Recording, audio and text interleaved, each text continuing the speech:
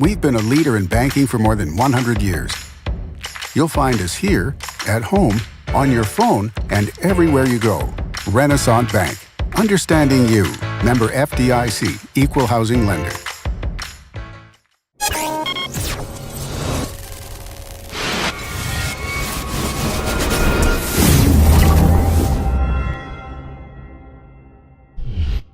Sponsored by Renaissance Bank. Good morning. Welcome to Daily Journal Newsbreak, sponsored by Renaissance Bank. Today is Wednesday, October 10th, and I'm your host, Elizabeth Walters. We're going to take a look at today's top news and sports stories across Northeast Mississippi, but first, a look at your weather forecast. Today we'll have cloudy skies with thunderstorms developing in the afternoon. The high will be around 85, and tonight's low around 59, and our chance of rain is at 80%.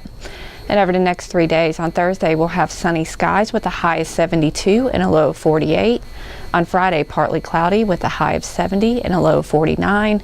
And on Saturday, partly cloudy with a high of 72 and a low of 55. And here's a look at some of today's top headlines. A month-long operation of local, state, and federal authorities has led to the arrest of more than 250 North Mississippians.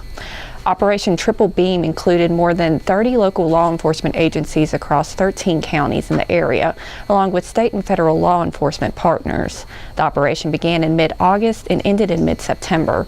The operation seized more than $50,000 worth of narcotics, over $50,000 in cash, 76 firearms, and 11 stolen vehicles.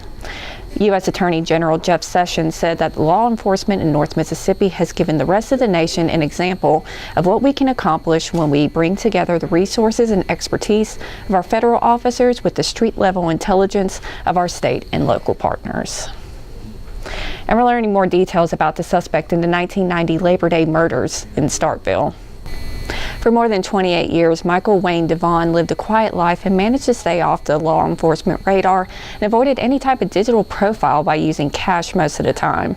Devon spent some time in Florida working for a Tampa contractor, but it's been difficult to nail down an exact time frame, as officials said his history has an 8 to 10 year gap where he was out of pocket. Things started to go downhill for Devon in June after he was pulled over in Iuka for improper equipment. During a search of the car, Tishomingo County deputy sheriffs discovered meth and Devon was arrested. He was out on bond for that charge when he was arrested in July for felony possession of meth, and it was that charge that led to his bond being revoked and he returned to jail in Iuka. Because of the advances in DNA testing, Starkville police were able to catch up with Devon. Starkville Police Cold Case Detective Sergeant Bill Lott will not reveal exactly how Devon came on their radar, but said the investigation looked at the DNA of more than 60 potential suspects before signing an arrest warrant for Devon. He's currently being held in the Oktibbeha County Jail on an $11 million bond. District Attorney Scott Colomb has not announced whether the state will pursue the death penalty in the case. And school districts across the state are emphasizing the importance of attendance. Beyond the basic concept of showing up in order to learn, school attendance determines funding, and in the state, per pupil funding is based on the attendance rates in October and November. Tupelo schools missed out on nearly $2 million worth of funding due to attendance last school year.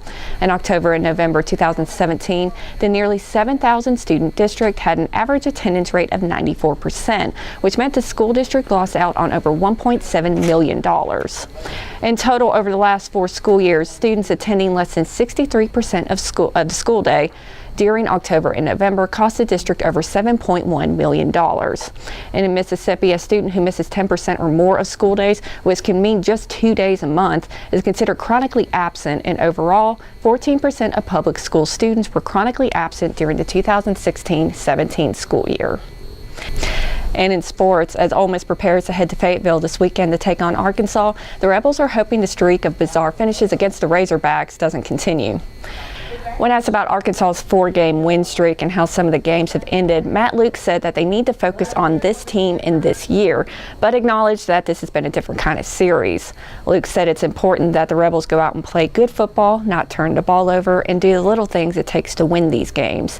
Even though the games are quirky, it still comes down to 2 or 3 plays either way. Sophomore linebacker Mohamed Sanago said that it's important to the players because the past couple of years they've lost by a small margin and they're tired of that. He also said that one key ingredient for Ole Miss to snap the series skid will be physicality. Ole Miss will take on the Razorbacks at 6:30 on Saturday on SEC Network.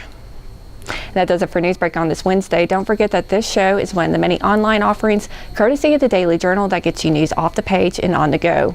Each story discussed on Newsbreak can be found in your Daily Journal or online at djournal.com, where you can find a new episode of Newsbreak each weekday morning. Thanks for joining us. I'm Elizabeth Walters. Have a great afternoon.